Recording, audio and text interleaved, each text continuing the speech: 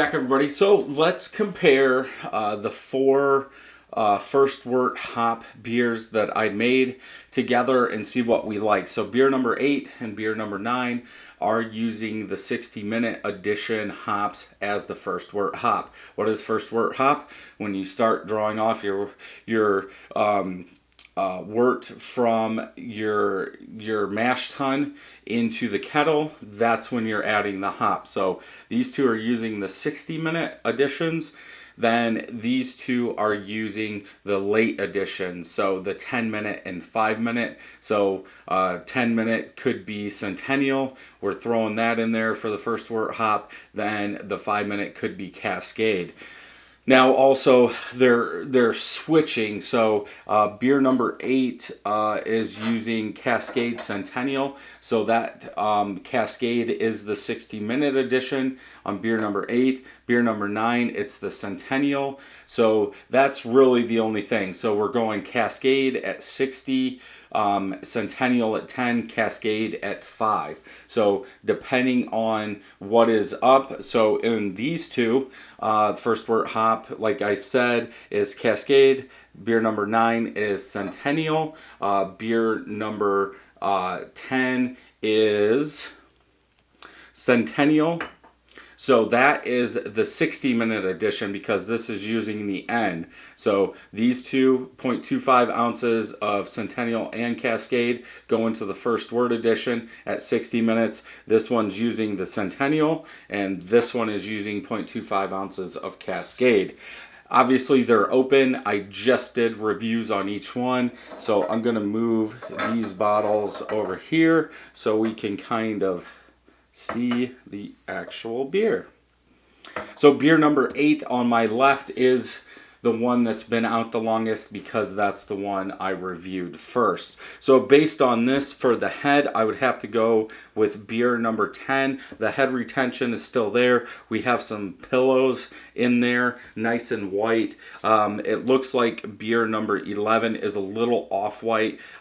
Beer number 10 has a more distinct white look to it. So yeah, beer number 10 would be in first for the head. Beer number 11 would be in second. Beer number 9 would be in third, followed by beer number 8. So for color,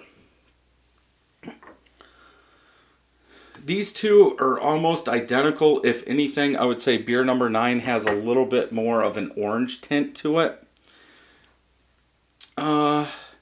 Beer number 10 is more like a lemon color, like a bright yellow lemon, versus like that orange tint that you are getting from beer number 9.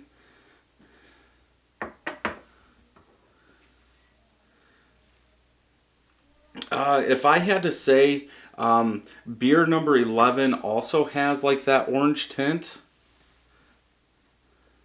These two look identical.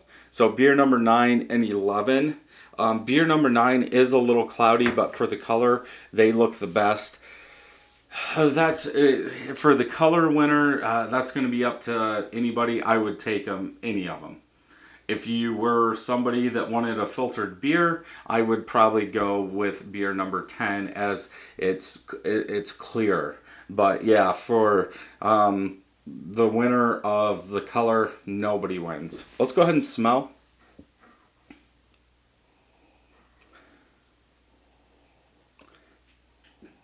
I would have to drop number 9 out right now, at least of the smell. There's no smell there.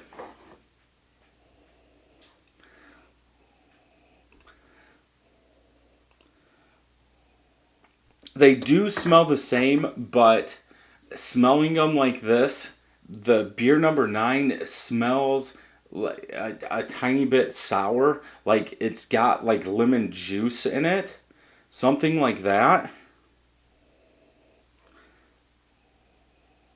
Yeah, beer number 10 is just nice and subtle. It's there where beer number 8, it's got like that sour citrus lemon floral note to it.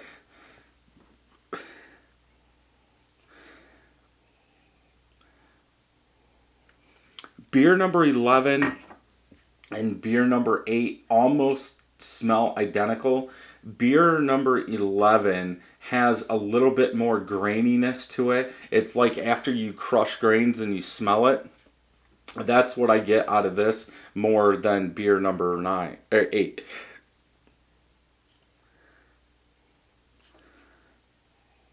But smelling them like this, beer number 11 does have like that acidic, sour smell in there just with some more grain. So in the smell, I would have to go with beer number 10. I think it's more balanced, it's smoother, you get a little bit more, and that sourness isn't there. I don't think they're going bad, but yeah, it's almost tasting like it's turning into a sour beer. So let's go ahead and taste.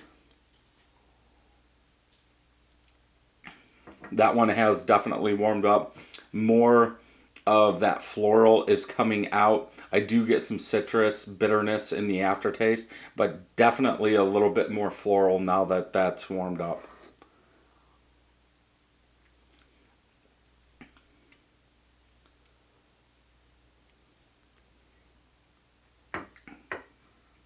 A little bit more citrus. It seems like it's reversed now, but not as much. Like that floral is there. It's very low, but that citrus is on top. But you still getting that malty, that sweetness, that malt sweetness in there. It's not tasting like a honey water. So I think the hops are keeping that at bay. But yeah, these two almost seem like they're flopped, but they should. You know, we're the hop schedule is kind of the opposite, so it should be flopped. Beer number 10.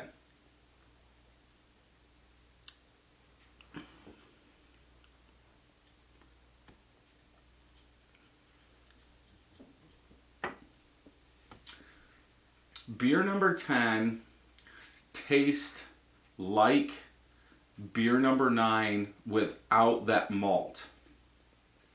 And I do believe, yeah, which they should. They're both Centennial Cascade.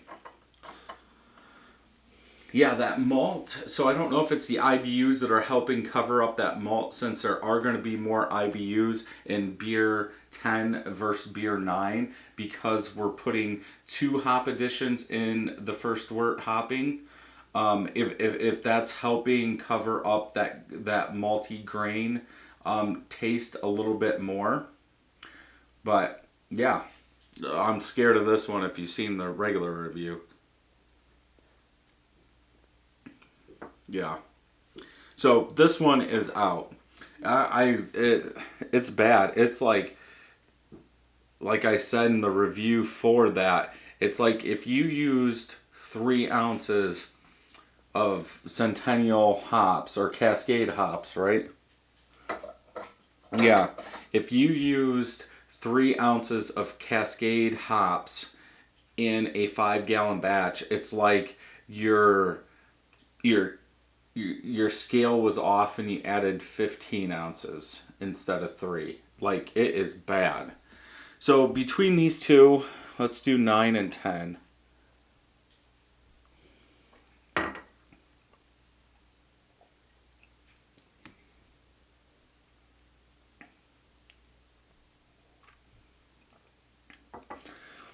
Between, did I say 9 and 10? 8 and 10? When you taste these two, especially tasting 8 first, this one, beer number 10, tastes like it has more lemon citrus in it.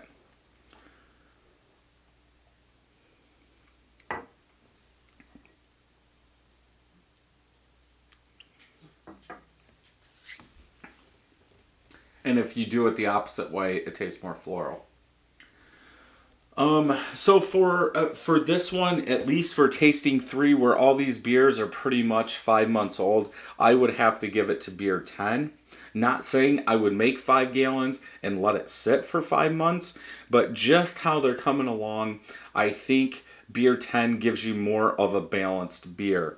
Also, the head retention is staying on if you like that, but for the smell and the taste, beer number 10 has to win this one. I will be doing some more, so if you enjoyed this video, check some of the other homebrew videos out over here. And until next time, happy brewing.